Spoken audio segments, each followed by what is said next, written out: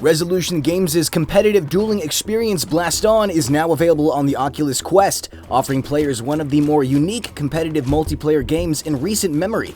There's fast-paced gunplay, tons of customization, and plenty of physicality. Unlike a standard FPS or wave-based shooter, Blaston takes inspiration from old-school Western standoffs, a la The Good, the Bad, and the Ugly, pitting two players against each other in a 1v1 duel to the death. Using a wide assortment of futuristic weaponry, each with their own unique pros and cons, players must lay down fire against their competitor while simultaneously dodging slow-moving projectiles by physically moving throughout their 6x6 foot playspace. While this may sound like a chaotic shoot-'em-up, winning a round of Blaston requires a considerable amount of strategy and timing. It can be a little intimidating at first, which is why we spent the last week exploring the game and chatting with its developers about the best strategies for taking home the win. So without further ado, here are 5 tips and tricks for dominating the arena. Make full use of your playspace. Blaston is all about staying in constant motion. As you fire endless waves of projectiles at your foe, so too will they. When you find yourself staring down the end of a wall of bullets, don't be afraid to make full use of your playspace. You're given a 6 foot by 6 foot space in which to move. Use it. Crawl, duck, dip, dive, and dodge to avoid incoming fire. Just make sure you don't venture too far out of your allowed area of play. Wander outside the permitted area and you'll take immediate damage. Make a note to check your physical location throughout each round so you know exactly how much space you have to work with and in which direction. Learn cooldown times. Each weapon in Blaston features its own cooldown time, aka the time it takes to fire after each shot.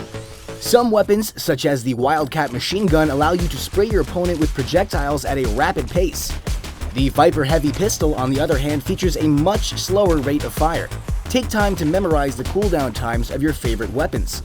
This way, when you're in the heat of battle, you'll always know exactly when you're able to fire your weapon, as opposed to just trigger mashing your controller.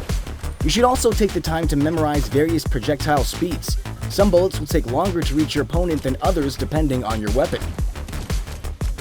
Throw your empty weapon. Each weapon in Blaston features a certain amount of bullets. Once you've depleted your ammo, you must then replace your empty weapon with a new one.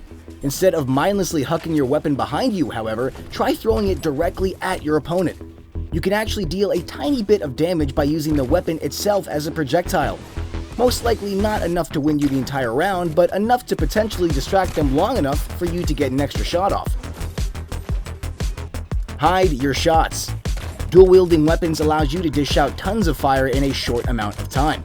Unfortunately, many of these projectiles will be moving at a snail's pace, allowing your opponent plenty of time to move safely out of harm's way. One interesting tactic is to time your shots so that they're hidden behind one another, offering your opponent less time to react. For example, firing the Nova creates a large orb that will travel slowly across the battlefield.